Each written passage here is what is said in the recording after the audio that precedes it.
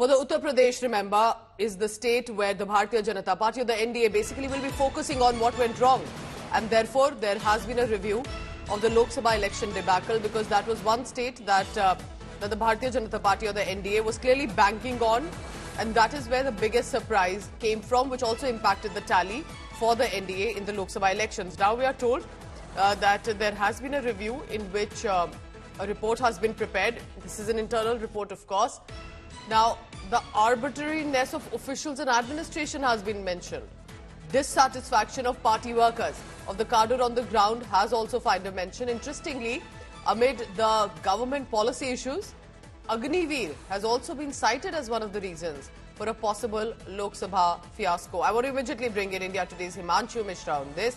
हिमांशु, क्योंकि उत्तर प्रदेश सबसे महत्वपूर्ण राज्य रहेगा भारतीय जनता पार्टी के लिए, चाहे वो लोकसभा हो, असेंबली हो, हमें बताइए रिपोर्ट के हिसाब से क्या मेंशंस है? बिकॉज अग्निवीर जो मैं देख रही हूँ, काफी इंटरेस्टिंग इंफॉर्मेशन आप भेज रहे हैं. क्यों ये बात उठ रही है और पार्टी वर्कर्स का और एडमिनिस्ट्रेशन का आर्बिट्रेरीनेस?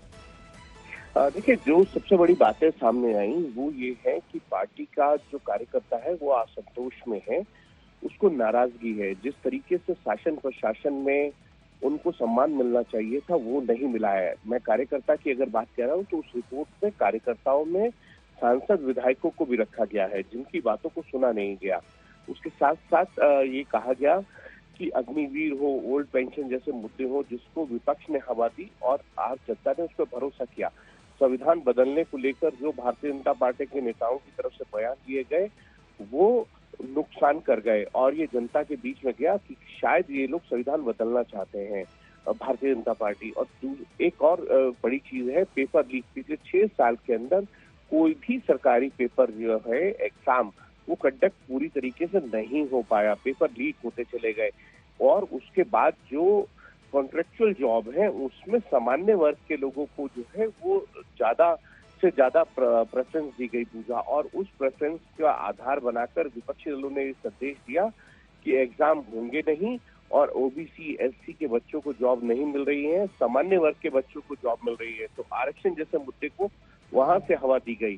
साथ ही साथ वोटर लिस्ट के अंदर से बीजेपी के हार्डकोर वोटर्स के नाम हटाए गए, यानी कि जो निचले स्तर के अधिकारी हैं, बीएलओ लेवल के जो लिस्ट तैयार करते हैं, वहां बीजेपी के वोटर्स के नाम हटाए गए. और ये माना गया रिपोर्ट में हर सीट पर 30 से 40 हजार वोटर्स का नुकसान जो है भारतीय जनता पार्टी को हुआ है. इस तरीके के कुछ ऐसे मुद्दे जो भारतीय जनता पार्टी को लगता है कि यहाँ पर भारतीय जनता पार्टी को नुकसान उठाना पड़ा है. राजपूत समाज का नाराज होना भी एक बड़ा मुद्दा इस रिपोर्ट में माना गया है. साथ में ये भी कहा गया है कि अभी बहुत कुछ हुआ जो है नुकसान नहीं हुआ है. समय रहते हुए इन सभी पॉइंट्स को अगर दुरुस्त किया जाए, कार्यकर्ता को सम्मान मिले सरकार में, शासन में, तो basically eventually Himanshu, important issues that directly affect people that will have to be taken into consideration. So Agniveer on the and jobs for young men and women, the focus on that, reservations, all of this. And for Uttar Pradesh, remember, caste issues play a very important role even for political calculations.